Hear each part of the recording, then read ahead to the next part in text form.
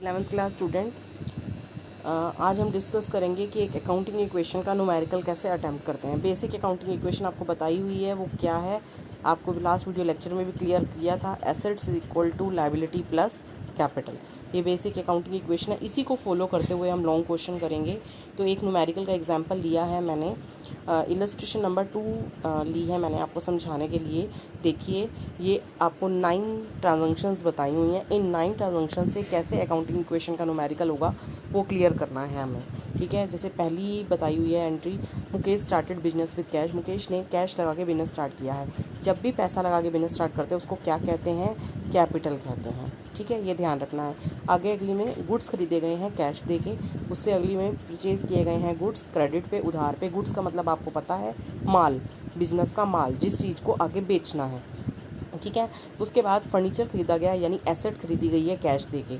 उसके बाद रेंट खर्चा किया गया है, किराया दिया गया है, और कहीं से कमीशन मिला है, तो कहीं से कमीशन मिला है वो इनकम हो गई, ठीक है। उसके बाद विड्रॉ की गई है कैश प्राइवेट पर्पस के लिए यानी ड्राइंग हो गई। उसके बाद कुछ माल बेचा गया है उधार पे, तो आपको उसकी कॉस्ट प्राइस भी दे रखी है, यानी वो 30,000 का था और आपने 40 में बेचा है, तो यहाँ पे प्रॉफिट की एंट्री भी होगी साथ में। उसके बाद कुछ पेमेंट की गई है क्रेडिटर को, जहाँ से आपने उधार माल बेचा होगा उन क्रेडिटर्स को यहाँ पे पेमेंट की गई है 15,000 रुपये की। अब इनको किस तरह से हमने एक परफॉर्मे के अंदर हमने अकाउंटिंग इक्वेशन बनानी है हम वो देखेंगे।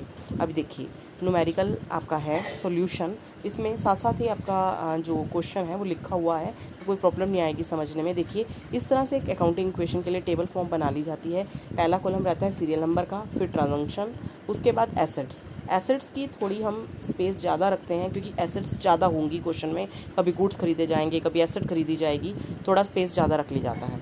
उसके बाद लायबिलिटीज़, लायबिलिटीज़ के लिए थोड़ा सा स्पेस इससे कम लेकिन थोड़ा ज़्यादा रखना होता है। कैपिटल के लिए आप सिर्फ एक लाइन का स्पेस रखते हैं क्योंकि कैपिटल में सिर्फ कैपिटल ही दिखाई जाती है और कोई चीज़ नहीं दिखाई जाती है, ठीक है। तो ये आपकी बेसिक अकाउंटिंग होगी, assets is equal to liability plus capital. तो पहली ट्रांजैक्शन आप लिखेंगे सीरियल नंबर में 1 डाल के। पहली थी आपकी Mukesh started business with cash.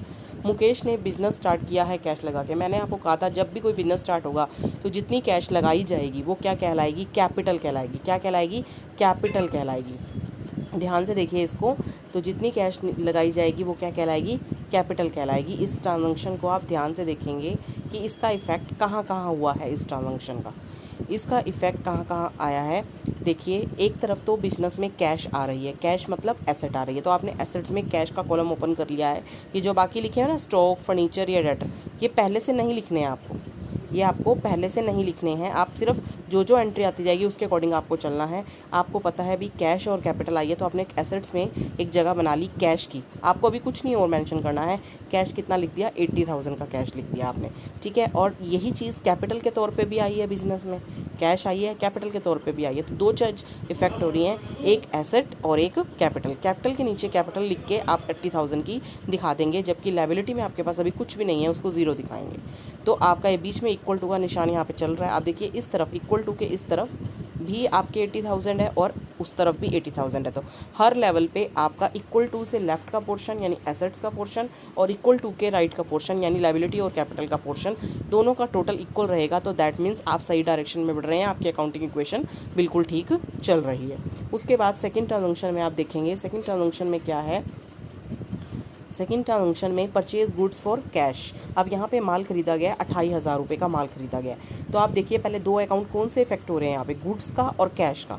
Goods मतलब माल, माल को हम बिजनेस के अंदर अकाउंट के अंदर स्टॉक का नाम देते हैं।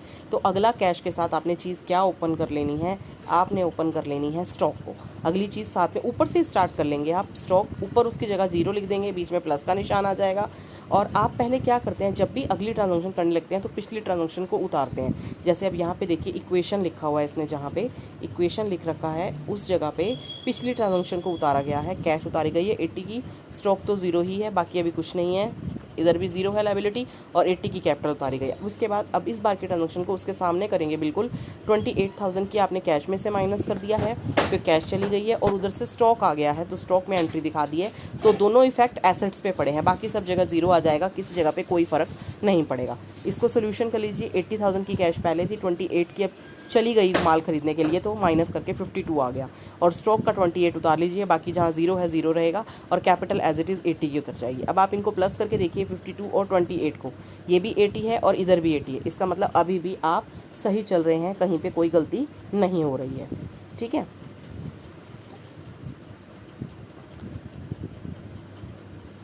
अब ये कैश और स्टॉक किया। अब थर्ड एंट्री में चलते हैं। अब आपने माल खरीदा है, किसके बदले में? उधार पे माल खरीदा है यहाँ पे।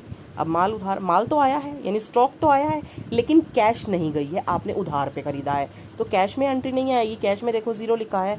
गुड्स में आपने एंट्री कर दी, 20,000 प्लस कर दिया, और कोई एसेट नहीं है अभी आपके पास। और क्रेडिट, उधार पे खरीदा, तो वो बंदा आपका क्या बन जाएगा?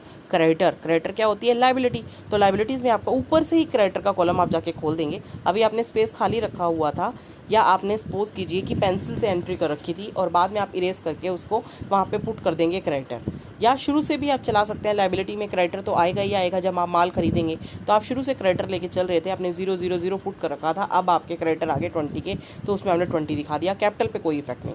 फिर आप सोल्यूशन करके इक्वेशन निकालेंगे। कैश 52 की, स्टॉक हो गया है 48 का, इधर 20 और 80। अब आप ये देखिए, इस तरफ 52 और 48 है, उधर 80 और 20 है। 1 लाख दोनों तरफ चल रहा है आपका, अभी भी आप सही चल रहे हैं, आपके क्वेश्चन में कोई मिस्टेक नहीं है। उसके बाद आप आगे बढ़ेंगे अगली ट्रांजैक्शन की तरफ। अगली ट्रांजैक्शन में आपने फर्नीचर खरीदा है, फर्म ने फर्नीचर खरीदा है, यानी एसेट खरीदी है, और किसके बदले में खरीदी है? कैश के बदले में, यानी कैश जाएगी और फर्नीचर आएगा, तो कैश में से माइनस दिखा दिया, और आप स्टॉक के बाद आपने एंट्री खोल ली है फर्नीचर की, फर्नीचर को खोल लिया है आपने। ठीक है, फर्नीचर में ऊपर से जीरो पुट करते हुए ला के आप सामने उसके 6,000 लिख देंगे, और किसी चीज़ पे कोई फ़र्क नहीं, सब जगह जीरो प्लेस हो जाएंगे। और अब उतारेंगे, 52 में से 6 जाएगा आपका, 52,000 की कैश थी, उसमें 6,000 की कैश चली गई, 46,000, 48 का स्टॉक है, 6,000 का फर्नीचर है, और इधर देखिए, इधर वही की वही लायबिलिटी 20 और 80 की कैपिटल उतरेगी, तो टोटल अभी भी बराबर चल रहा है आपका। ठीक है, अब बढ़ते हैं आगे अगली ट्रांजैक्शन की तरफ। अगली ट्रांजैक्शन में देखिए आपका, अगली ट्रांजैक्शन में आ रहा है आपका रेंट। रेंट होता है एक्सपेंस बेटा, रेंट होता है एक्सपेंस। रेंट हो, सैलरी हो, वेज हो, जब भी आप किसी को पे करते हैं वो आपका एक्सपेंस है, तो एक्सपेंस जब भी पे होगा तो कैश जाएगी। ठीक है, और कैश में से देखो 2,000 माइनस हो रहा है यहाँ पे, आप ध्यान से देखिए, कैश में से 2,000 माइनस हो रहा है, और ये 2,000 और कहाँ पे आएगा? दो जगह, हर अमाउंट में दो जगह तो आना ही आना है हर ट्रांजैक्शन से। तो 2,000 का जो रेंट है, जब भी कोई एक्सपेंस पे करेंगे तो याद रखना वो कैपिटल में से माइनस होगा। तो देखो, कैपिटल में से माइनस कर दिया गया है और कैश में से माइनस कर दिया गया। कैश तो गई है इसलिए माइनस, और ये जो भी कोई खर्चा होगा वो कैपिटल को रिड्यूस कर देगा, इसलिए कैपिटल में से भी माइनस हो गया। ठीक है, उसके बाद बढ़ते हैं अगली ट्रांजैक्शन की तरफ। रिसीव्ड कमीशन, अब आपको कुछ रिसीव होता है, रेंट मिले, कमीशन मिले, ब्याज मिले, कुछ भी मिले, वो इनकम है, तो इनकम होगी तो कैश आएगी, इसलिए कैश में प्लस। दूसरी तरफ ये कैपिटल को बढ़ा देगी तो कैपिटल में भी प्लस हो जाएगा, यानी एक्सपेंस और इनकम एक दूसरे के उल्टे चलते हैं। एक्सपेंस में कैश जाती है, कैश में से माइनस, कैपिटल में से माइनस। इनकम जब होती है तो कैश आती है, कैश में प्लस और कैपिटल में भी प्लस। इस तरह से आपकी ये सोल्यूशन आप करेंगे। ठीक है, उसके बाद पिछली इक्वेशन उतारते हुए अगली आपने करनी है, ये तो आपको क्लियर है। अब यहाँ तक आपका ये सिचुएशन हो चुकी है। साइड बाय साइड आप ये देखते रहेंगे कि इक्वल टू से इधर का पोर्शन और उधर का पोर्शन इक्वल रहना चाहिए। उसके बाद 7th आपकी एंट्री है, वो है withdrew cash for office use. अब आप प्राइवेट यूज़ है, तो तभी ड्राइंग बोलेंगे उसको। जब भी ड्राइंग होगी तो कैश तो होगी, आपने कैश निकाली है, कैश में से माइनस हो गया 3,000। दूसरी तरफ हमेशा ड्राइंग से हमारी कैपिटल कम हो जाती है, ये याद रखना। जब भी कोई पर्सन ड्राइंग करेगा तो अपनी कैपिटल में से ही करेगा, तो वो कैपिटल में से भी माइनस हो जाएगी। ठीक है, इस तरह से आपने सोल्यूशन करके निकाल लिया। ये आ रही है आपकी फर्स्ट चीज़ कैश, दूसरा ऊपर से चल रहा था स्टॉक, फिर डेटर, अभी और कुछ नहीं है, और इधर आपके क्रेडिटर ही हैं 20 के, और इधर आपकी कैपिटल हो चुकी है इतनी। उसके बाद 8th लाइन, 8th क्वेश्चन देखिए आप। 8th में आपको थोड़ी सी डिफरेंट लगेगी चीज़। 8th ट्रांजैक्शन क्या है आपकी? 8th ट्रांजैक्शन में बेटा आपका दिया हुआ है सोल्ड गुड्स ऑन क्रेडिट, उधार में माल बेचा है। अभी तक आपने माल खरीदा था तो आपका स्टॉक बढ़ रहा था, अब आप माल बेचेंगे तो स्टॉक कम होगा। अब आपने ये देखना है माल कैश में खरीदा है कि उधार में। अगर कैश में बेचा है तो कैश आएगी, और अगर क्रेडिट पे बेचा है तो कैश नहीं आएगी आपकी, आपका डेटर बन जाएंगे, एक एसेट बन जाएगी डेटर, जो लोग आपको बाद में पैसा देंगे। तो अब ये उधार में है 44,000 का माल, तो आपकी कैश पे कोई इफेक्ट नहीं, लेकिन जितने का माल बेचा जाता है, जितने की कॉस्ट है 40,000, तो उसका अमाउंट है जितना वो आदमी देगा जिसको माल दिया है। लेकिन माल कितने का गया आपका? 30 का, तो स्टॉक में से 30 माइनस होंगे और 40,000 रुपये आपके डेटर में, एसेट्स में खुल जाएगा कॉलम डेटर्स का, तो वो 40,000 आपके डेटर में ऐड कर दिए जाएंगे, वो बाद में दे देगा। और जो इसकी वजह से प्रॉफिट या लॉस होगा, आप ये भी देखेंगे कि अगर माल ज़्यादा में बेचा गया है तो प्रॉफिट होगा, कम में बेचा गया है तो लॉस होगा। ये प्रॉफिट और लॉस कहा जाएगा, ये प्रॉफिट एंड लॉस भी दोनों कैपिटल में जाते हैं। प्रॉफिट कैपिटल को बढ़ा देता है इसलिए प्लस कर देंगे, और लॉस माइनस कर दिया जाएगा। ठीक है, अब देखिए यहाँ पे 10,000 का प्रॉफिट है, वो कैपिटल में प्लस कर दिया गया है, और जो 40,000 था वो डेटर्स में डाल दिया गया, वो पैसा आपको मिल जाएगा। अगर ये कैश में बेचा जाता तो कैश में डाल दिया जाता।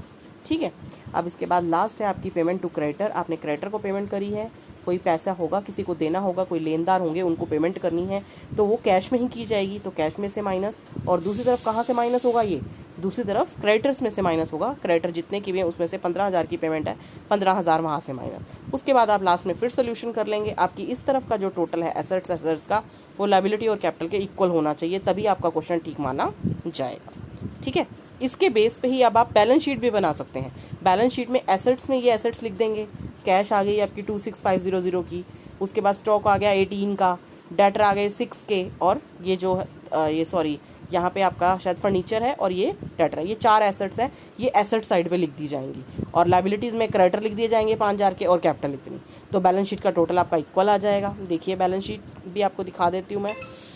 देखिए बैलेंस शीट में देखो क्रेडिटर और कैपिटल इस तरफ लिखे, आपको बताया था लायबिलिटी साइड पे, और एसेट्स में आपकी जो भी एसेट्स थी चारों, और दोनों तरफ का टोटल आपका इक्वल आ रहा है। तो हर क्वेश्चन को करने के बाद बैलेंस शीट भी बनानी होती है। बनानी बहुत आसान है, सिर्फ वहाँ से देख के लिखना है। अब इस क्वेश्चन का इफेक्ट भी दिखाया हुआ है, एक्सप्लेनेशन भी दी हुई है, जो मैंने आपको साइड बाय साइड कराई है।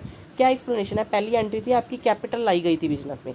जब भी बिजनेस में कैपिटल लाई जाएगी तो ध्यान रखना है आपको, एक तरफ कैश बढ़ेगी एसेट्स में, और दूसरी तरफ लायबिलिटीज़ में कैपिटल बढ़ जाएगी। मैंने यहीं पे किया था इसका ट्रीटमेंट कैपिटल का, एक बार कैश को इंक्रीज़ कर दिया और एक बार कैपिटल को इंक्रीज़ कर दिया। सेकंड है गुड्स खरीदे कैश में। जब भी आप माल खरीदे में गएंगे कैश में, तो स्टॉक बढ़ जाएगा और कैश डिक्रीज़ हो जाएगी। दो ही चीज़ें हैं ना, या तो एसेट साइड है या लायबिलिटी और कैपिटल साइड है। आपके इफेक्ट हो सकता है दोनों इफेक्ट इधर ही हो सकता है एक इफेक्ट इधर हो और एक इफेक्ट आपका लायबिलिटीज़ में हो, एक एसेट्स में हो। तो अब गुड्स जब माल खरीदा जाएगा तो स्टॉक बढ़ेगा और कैश कम होगी, दोनों इफेक्ट एसेट्स पे पड़ेंगे। ठीक है, उसके अलावा थर्ड, अगर आप माल उधार खरीदेंगे तो स्टॉक तो बढ़ेगा, पहला इफेक्ट तो इसी पे आएगा एसेट्स में, लेकिन दूसरा इफेक्ट कहाँ पे बढ़ेगा, माल खरीदने पे उधार में क्रेडिटर बढ़ जाएंगे, यानी लायबिलिटीज़ पे पड़ेगा। फोर्थ है आपका फर्नीचर खरीदा है आपने कैश में, तो एसेट फर्नीचर इंक्रीज़ होगा, कैश डिक्रीज़ होगी, दोनों एसेट्स पे इफेक्ट आ गए। और जब कोई खर्चा करेंगे तो कैश में से माइनस, और उधर से एक्सपेंस है इसलिए कैपिटल में से भी माइनस कर दिया जाएगा। मैंने आपको पहले भी बताया, जब भी कोई एक्सपेंस होगा तो वो कहाँ जाता है, आपका कैपिटल में से माइनस। रेंट एक्सपेंस है इसलिए कैपिटल डिक्रीज़ हो जाएगी। और अगर सपोज कीजिए कि कमीशन है, इनकम होती है तो कैश आती है, कैश इंक्रीज़ हो जाएगी, और इनकम हमेशा कैपिटल को बढ़ाती है इसलिए कैपिटल में ऐड कर दी जाएगी आपकी। ठीक है, उसके बाद ड्राइंग है, आपने प्राइवेट यूज़ के लिए पैसा निकाला है, कैश को कम हो जाएगी और कैपिटल भी कम हो जाएगी उससे। उसके बाद एक और चीज़ है आपकी, बताया था मैंने आपको कि अगर माल बेचा गया है और वो देखना है आपने प्रॉफिट या लॉस पे है तो उसका क्या इफेक्ट रहता है। अब माल बेचा है, जितने का माल आप बेचेंगे जितनी कॉस्ट का, उतने से आपका स्टॉक जो है वो कम हो जाएगा। क्या हो जाएगा, स्टॉक कम हो जाएगा, क्योंकि माल बेच दिया। और उधार में बेचा है इसलिए डेटर्स बन जाएंगे आपके, जितने में माल बेचा, और जितने का प्रॉफिट हुआ उससे कैपिटल बढ़ जाएगी।